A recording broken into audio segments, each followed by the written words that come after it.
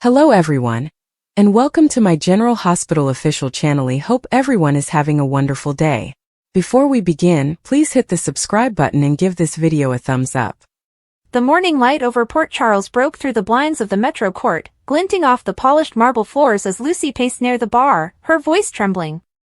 "You can't just disappear on me like that, Martin. Not when everything's falling apart." Her words caught as she saw the look in his eyes, weary, distant, and shadowed with something darker than guilt.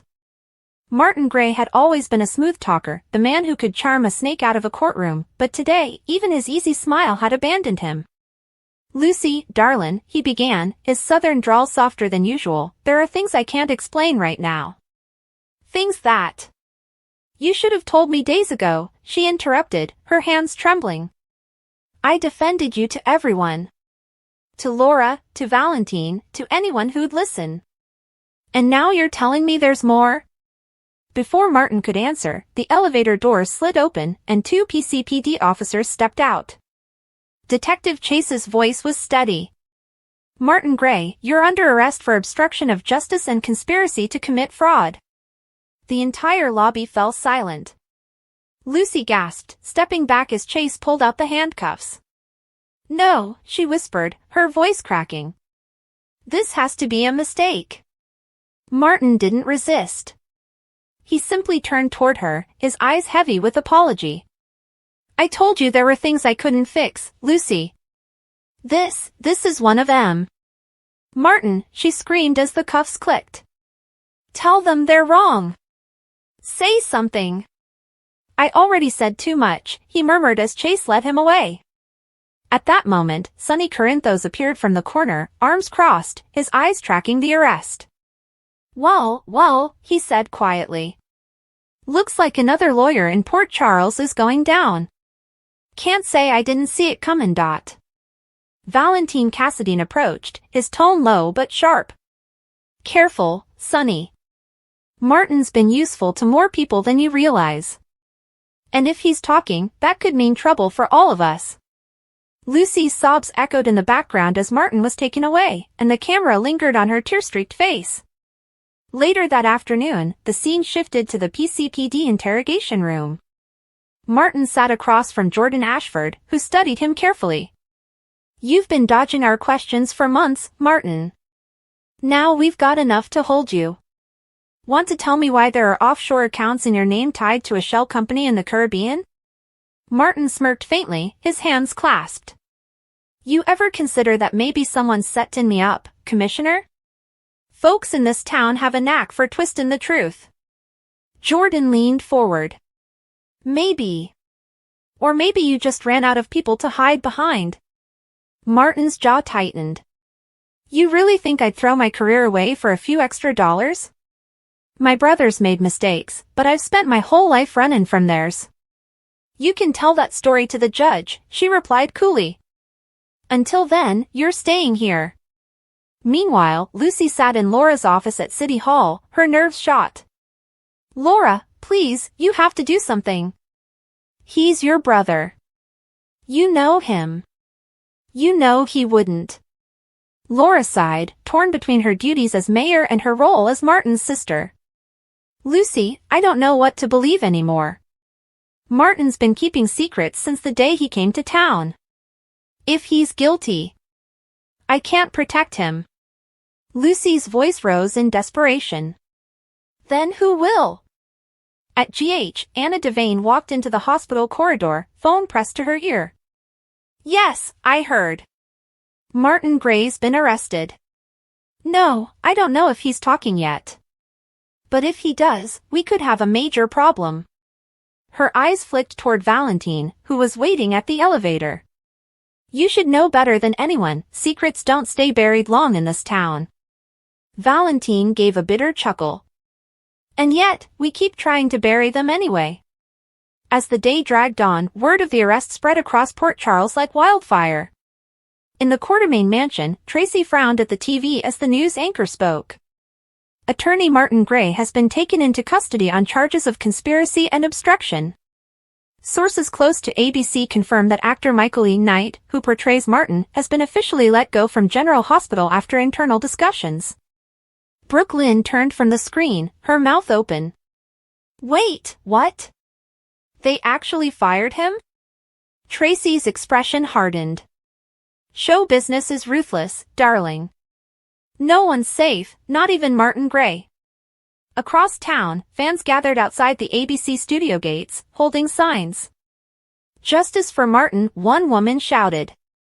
Michael E. Knight deserves better. Another fan wiped tears as reporters filmed. He's been part of this world for years. You don't just fire a legend like that. Inside the studio, producers huddled in tense meetings. The decision had already been made, and the press release was out. Michael's departure was not planned, one executive admitted quietly. But the storyline demanded consequences. The irony wasn't lost on anyone. A character known for covering up truths was now facing his own. Back in the interrogation room, Martin's lawyer arrived, Alexis Davis, her eyes sharp with determination. Don't say another word, she ordered, sitting down across from him. They're trying to make an example out of you, and I won't let that happen. Martin smiled faintly. I appreciate it, Alexis. But maybe this time I deserve it. She frowned. You? Deserve what? Being humiliated? Losing everything? I've done things, he confessed quietly. Things Lucy doesn't know about. I thought I was helping people, but somewhere along the line, I started protecting myself instead. Alexis leaned back, sighing.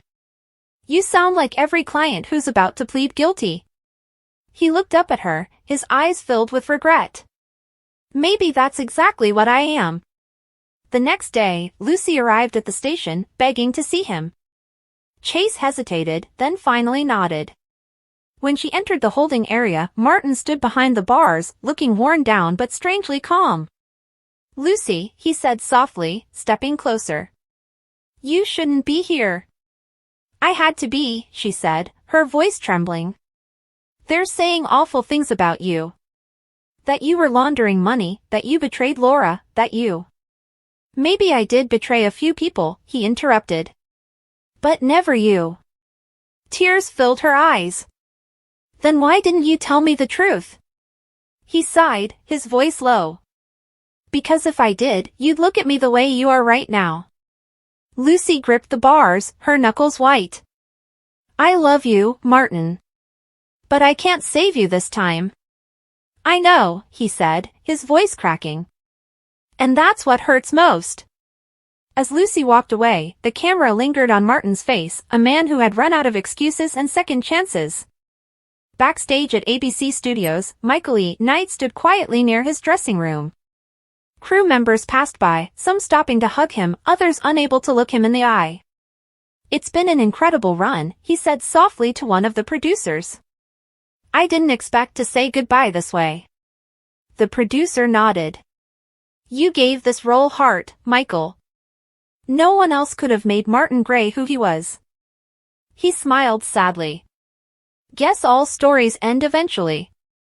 As he walked down the hallway for the last time, the background music of General Hospital's theme played faintly from a monitor nearby.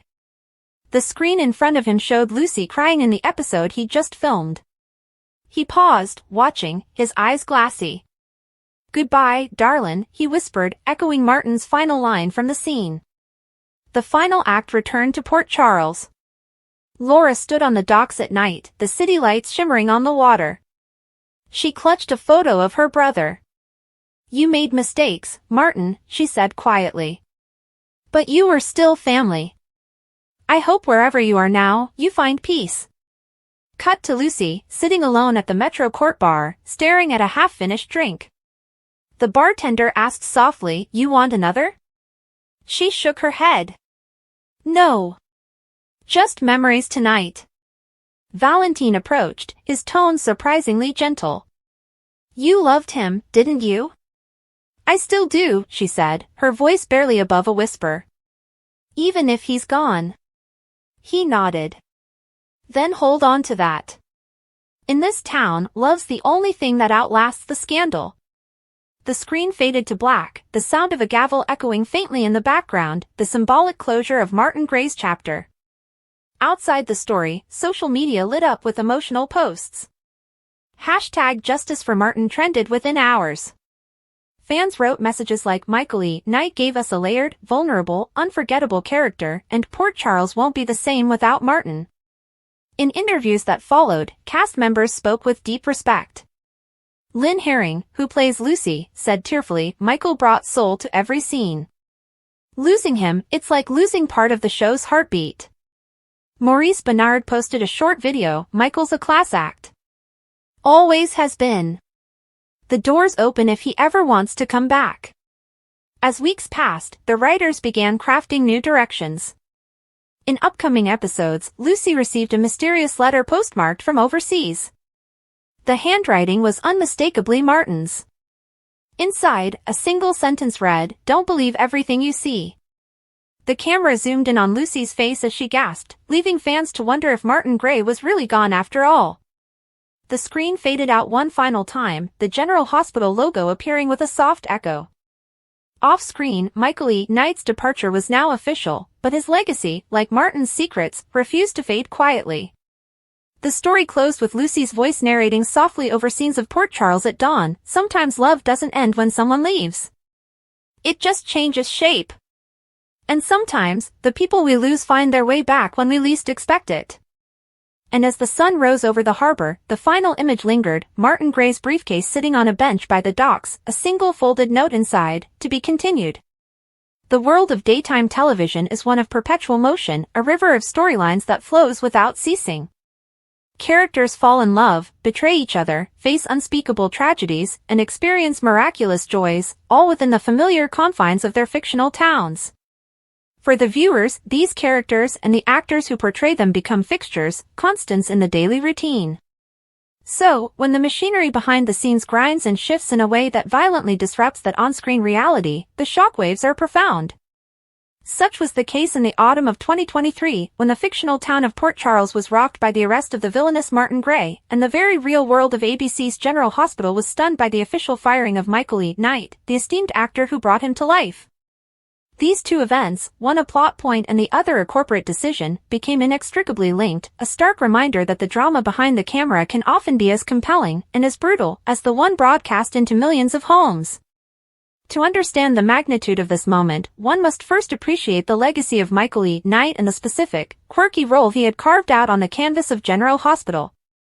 Knight was no daytime novice, he was a veritable institution, having originated the role of Tad Martin on ABC's All My Children in 1982. For over 3 decades, Tad was the heart and soul of Pine Valley, a charming, scheming, ultimately heroic figure whose journey from troubled teen to pillar of the community defined an era of soap opera storytelling. Knight won 3 Daytime Emmy Awards for the role, and his departure from All My Children upon its cancellation in 2011 felt like the end of an era.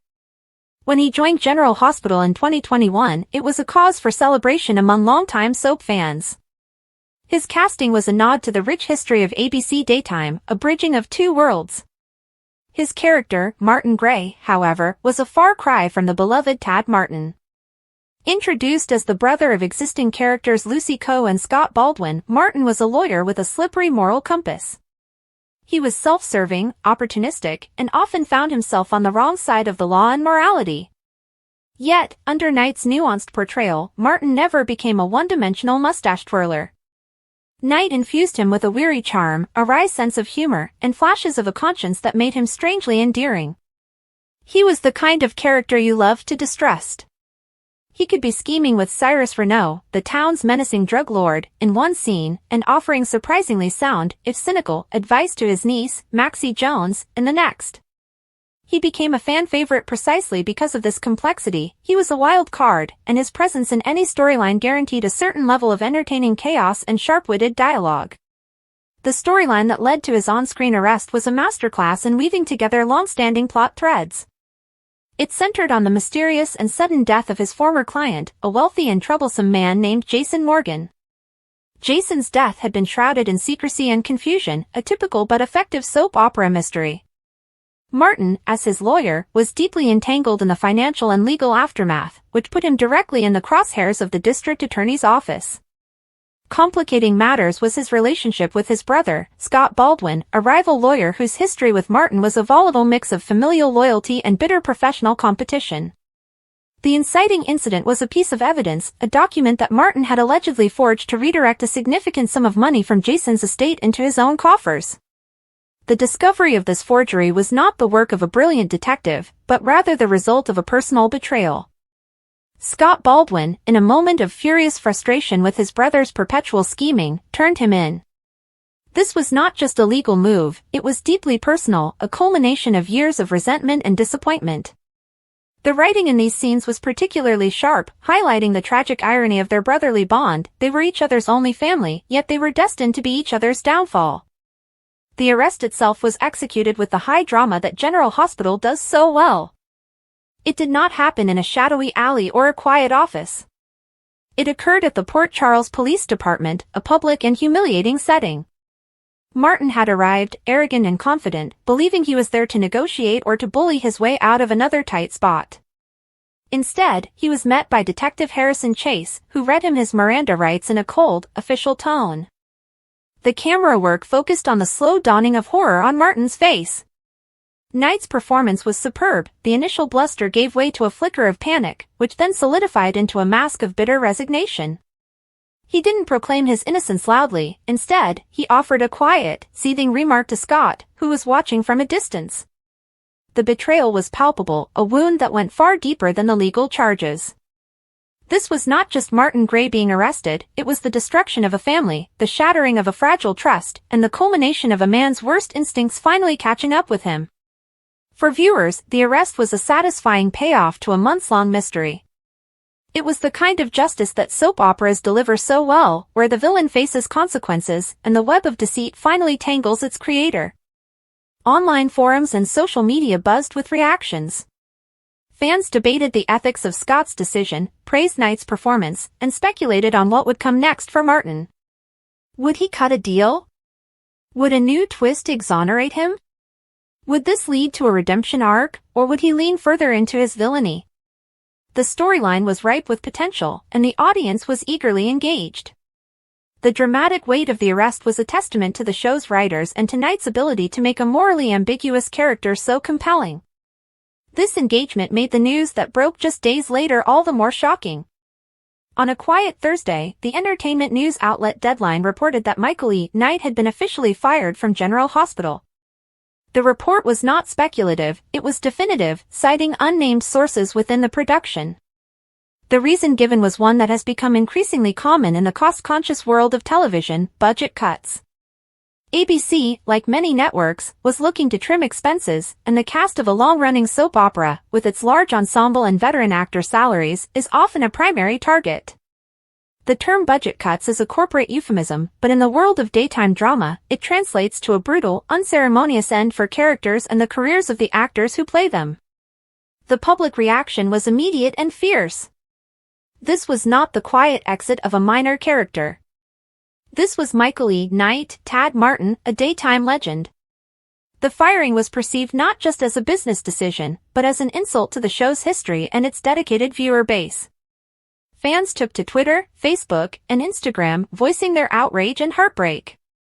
The hashtag #SaveMichaelEKnight trended briefly, filled with messages praising his talent and lamenting the loss of Martin Gray. Many pointed out the absurdity of letting go an actor of his caliber, whose character was currently at the center of a major storyline. It felt like a narrative rug had been pulled out from under the audience, breaking the sacred contract of suspended disbelief. The drama on screen was now irrevocably tainted by the cold, hard reality of corporate economics. The timing was, to put it mildly, perplexing. Why fire an actor in the middle of a high-stakes storyline for his character? From a narrative perspective, it made little sense. It suggested a disconnect between the writing team, who were clearly investing in Martin's arc, and the network executives making financial decisions. This dissonance is a chronic source of tension in serialized television. Writers build long-term character arcs, investing years in developing relationships and personalities, only to have a network mandate force a sudden, often clumsy, conclusion. The firing of Michael E. Knight was a textbook example of this conflict. The on-screen arrest, which had felt like a beginning, was now revealed to be an ending. In the wake of the announcement, the show's producers were faced with a difficult task: how to write out Martin Gray. The character was in police custody, his fate hanging in the balance. They had several options, each with its own set of narrative consequences. They could have him plead guilty and be sentenced off-screen, a clean but deeply unsatisfying conclusion. They could engineer a dramatic prison escape, leaving the door open for a future return, though that seemed unlikely given the nature of his exit. The most final option, and a common one in soap operas when an actor is fired, is to kill the character off. This provides a sense of closure and allows other characters to grieve, generating new storylines from the death. The path General Hospital ultimately chose was a blend of pragmatic closure and a sliver of potential. Martin's storyline was resolved with startling speed, a clear indication of the abrupt nature of his departure. He cut a deal with the district attorney, pleading guilty to reduced charges in exchange for testimony against other, larger criminal elements in Port Charles, a neat way to tie up the loose ends of the forgery plot. He was then sentenced to a multi-year prison term. His final scenes were poignant, primarily featuring his farewell to his brother, Scott. In these moments, the real-world sadness seeped into the fiction. The animosity between the brothers was set aside, replaced by a grudging, sorrowful acceptance.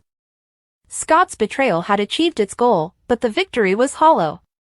He had won the legal battle but lost his brother. Knight's final performance was understated and powerful, filled with the weight of a career cut short and a character being put to bed before his time. The firing of Michael E. Knight is not an isolated incident but rather a symptom of larger, more systemic issues plaguing the daytime television industry. The economic model that sustains soap operas for half a century has been eroding for decades. The fragmentation of the audience with the rise of cable television, the internet, and streaming services has led to a steady decline in ratings. With lower ratings come lower advertising revenues. Soap operas, which are notoriously expensive to produce due to their year-round shooting schedules and large casts, have become financial liabilities for networks that are increasingly focused on their streaming platforms and primetime profitability. This economic pressure has resulted in a brutal series of cancellations and consolidations. The once mighty landscape of over a dozen daytime dramas has shrunk to just 4. General Hospital itself is the sole survivor of ABC's legendary daytime lineup, which once included powerhouse shows like All My Children, One Life to Live, and Ryan's Hope. In this environment of perpetual uncertainty, cost-cutting is a constant. Veteran actors, who command higher salaries due to their tenure and status, are particularly vulnerable. Their contracts are up for renewal regularly, and in the calculus of network executives, the cost of a veteran actor's salary is often weighed against the cost of hiring 2 or 3 newer, less expensive actors. It is a cold, bottom-line decision that rarely considers artistic merit or fan loyalty. The human cost of these decisions is immense. For an actor like Michael E. Knight, who has dedicated his life to the medium, being fired is a professional and personal blow. Soap opera actors often speak of their shows as a family. They work together for years, sometimes decades, in a high-pressure, creative environment.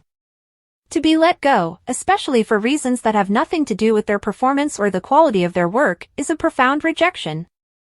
It sends a message that their decades of service, their ability to draw and retain a loyal audience, and their artistic contribution are ultimately disposable. For the remaining cast and crew, it creates an atmosphere of insecurity and fear. If a daytime Emmy-winning legend like Michael E. Knight is not safe, then no one is. Furthermore, these decisions have a corrosive effect on the art form itself. Soap operas are built on continuity and long-term character development. They are, at their best, a novel for television, with stories that unfold over years. When actors are fired for budgetary reasons, that continuity is shattered. Storylines are truncated, character arcs are left incomplete, and the rich tapestry of relationships is frayed. The audience, which has invested emotionally in these characters, feels cheated. This betrayal of trust is damaging in a genre that relies so heavily on the symbiotic relationship between the show and its viewers. Every time a beloved character is abruptly written out, a little more of the show's soul is chipped away. The aftermath of Martin's departure left a noticeable void in Port Charles. The character had served as a crucial connective thread between several disparate storylines. His legal practice brought him into contact with the powerful Quartermaine and Cassadine families, his familial ties linked him to the core characters of Scott and Lucy, and his shady dealings kept him in the orbit of the town's criminal underworld. Without him, a certain kind of cynical, pragmatic energy was missing from the canvas. The show lost a character who could operate in the moral gray areas, providing both comic relief and genuine menace. Other characters had to be quickly repositioned to fill the gaps he left behind, a narrative shuffling that felt rushed and inorganic. For the actors who remained, particularly those who shared many scenes with Knight, the loss was both professional and personal. Kin Shriner, who plays Scott Baldwin, had developed a wonderful on-screen chemistry with Knight. Their brotherly bickering and underlying affection were a highlight of the show. In interviews following the firing, Shriner expressed his disappointment and sadness, calling Knight a fantastic actor and a great friend. This sentiment was echoed by other cast members on social media, who posted tributes to Knight and lamented the loss of his presence on set. This public display of support from his colleagues underscored the fact that this was not just a business transaction, it was the breaking up of a creative partnership. Months later, the dust has settled, but the questions remain. The firing of Michael E. Knight stands as a cautionary tale about the precarious state of daytime television. It highlights the tension between art and commerce, between the stories we tell and the money required to tell them. For the fans, the memory of Martin Gray's arrest is now permanently fused with the reality of Michael E. Knight's firing. The dramatic power of the on-screen moment is overshadowed by the bitter knowledge of what came after. It serves as a reminder that the world of Port Charles, for all its fantastical plots and dramatic twists, is ultimately a product, subject to the same harsh realities as any other business. Yet, within this sobering reality, there is also a testament to the power of performance. Michael E. Knight's final months on General Hospital were among his best. He took a character who could have been a simple villain and gave him depth, humor, and pathos. His portrayal of Martin Gray's arrest and subsequent downfall was a masterclass in daytime acting. Even as the network made its decision, Knight performed his job with professionalism and artistry until the very end. His legacy is not defined by the manner of his exit, but by the decades of memorable performances he gave to the genre. The story of Martin's arrest and Michael E. Knight's firing is a microcosm of modern television. It is a story about loyalty and betrayal, both on-screen and off.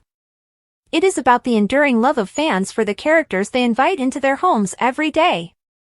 And it is about the fragile ecosystem of an art form that, despite constant predictions of its demise, continues to endure, adapt, and captivate. The doors of the General Hospital may still be open, but the halls are a little quieter without the sly, knowing presence of Martin Gray, a character brought to life with inimitable skill by an actor who deserved a far better send-off. The episode may be over, but the impact, and the lessons it imparts about the value of artists in a corporate world, will linger for a long time to come.